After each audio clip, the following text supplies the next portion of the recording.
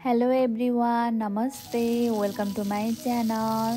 ल आउनुहोस् म सँगसँगै जापानिज स्टाइलको डिनर बनाएर रेडी गरौँ। यो बनाउन जति सजिलो हुन्छ त्यति नै मिठो पनि हुन्छ र एकदमै हेल्दी पनि हुन्छ। यसको लागि मैले यो चिकन थाई लिएको छु, स्किन भएको, र यसलाई यस्तो सानो पिसमा काटेर लिएको छु। अब हिट अन गर्ने र प्यान बसाल्ने।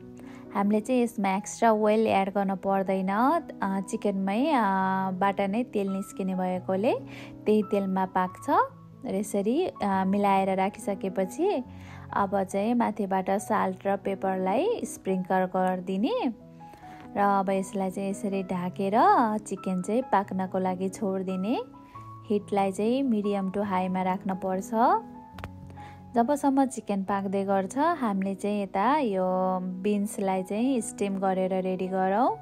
मैले यसलाई ऱ्याप गरेँ र अब माइक्रोवेभमा राखेर 4 मिनट जति स्टिम हुनको लागि छोडिदिन्छु। ल हेर्नुहोस् त, यता चाहिँ हाम्रो चिकन पनि पाक्दैछ र हामीले यो सबै पानी चाहिँ ड्राई गराउनु पर्छ। र यसलाई चाहिँ बिचबिचमा चेक गर्नुहोला। र हेर्नुहोस् त, यो हल्का गोल्डन ब्राउन हुन थालिसकेको छ, तर म चाहिँ अझै अलि टाइम चाहिँ यसलाई पाक्नको लागि छोडिदिन्छु। र यता हाम्रो यो बिन्स पनि स्टिम भइसकेको छ। हजुरहरूले कतिको क्रिस्पी खानुहुन्छ त्यही अनुसार टाइमलाई चाहिँ घटाउने बढाउने गर्न सक्नुहुन्छ। ल यता हाम्रो यो चिकन पनि वान साइडमा राम्रोसँग गोल्डन ब्राउन भइसकेको छ। अब फर्काएर अर्को साइडमा चाहिँ 1 मिनट जति पकाउने, एकदमै धेरै पकाइराख्न पर्दैन।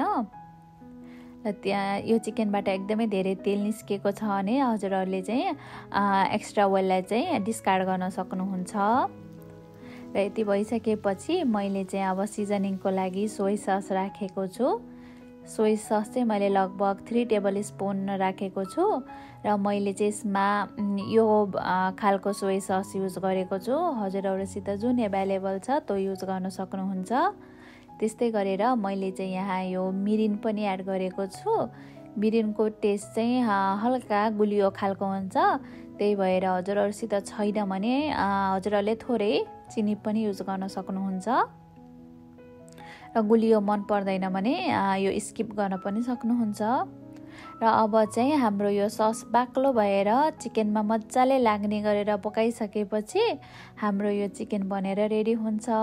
हेर्नुहोस् त कस्तो यमी बनेर रेडी भएको छ, हेर्दै खाउँ खाउँ लाग्ने। र अब चाहिँ यता एकदमै झटपट बनेर रेडी हुने सुप बनाएर रेडी गरौँ।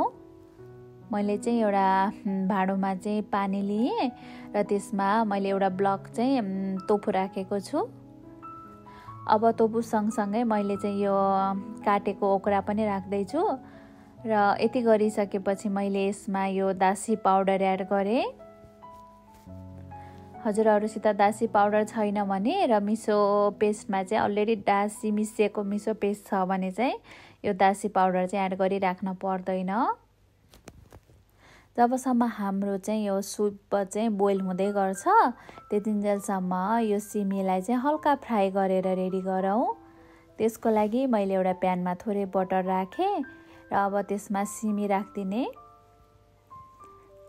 यसरी बिन्सहरू राखिसकेपछि अब सिजनिङको लागि चाहिँ मैले थोरै ब्ल्याक पेपर अनि साल्टलाई राखेको छु र त्यही सँगसँगै मैले चाहिँ यो गार्लिक साल्ट पनि एड गरेको छु। यसले चाहिँ एकदमै मिठो टेस्ट दिन्छ। र अब यो सबै सिजनिङ्सहरू राखिसकेपछि एकदमै हाई हिटमा राख्ने र यसलाई एकैछिन चलाएर पकाउने, एकदमै धेरै पकाइराख्न पर्दैन। हल्का टस गरिसकेपछि हाम्रो यो बिन्स बनेर रेडी हुन्छ। र हेर्नुहोस् त, यता हाम्रो सुप पनि उम्लिएर रेडी भइसकेको छ र मैले चाहिँ अब यसमा मिसो पेस्ट एड गर्दैछु। यो मिसो पेस्ट चाहिँ भटमासबाट बनेको हुन्छ र यो अलरेडी नुनिलो हुन्छ, त्यही भएर हामीले चाहिँ एक्स्ट्रा साल्टहरू केही पनि एड गर्न पर्दैन। र यो मिसो पेस्ट राखेर यो राम्रोसँग पग्लिसकेपछि चाहिँ हाम्रो यो सुप बनेर रेडी हुन्छ।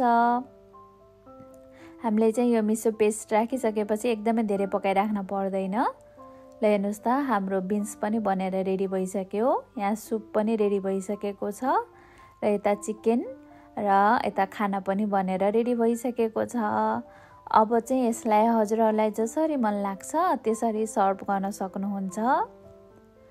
र यो डिनर बनाउन चाहिँ त्यति धेरै टाइम पनि लाग्दैन, एकदमै झटपट बनेर रेडी हुन्छ र एकदमै मिठो पनि हुन्छ र हेल्दी पनि हुन्छ। र हजुरहरू पनि एकपटक यसरी नै जापानिज स्टाइलमा खाना बनाएर खान सक्नुहुन्छ।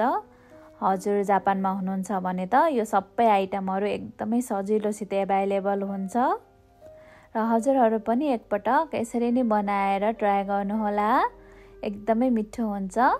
यदि हजुरहरूलाई मेरो यो भिडियो मन पर्यो भने मेरो च्यानललाई सब्स्क्राइब र भिडियोलाई लाइक गर्न नबिर्सिनुहोला। Thank you for watching. By.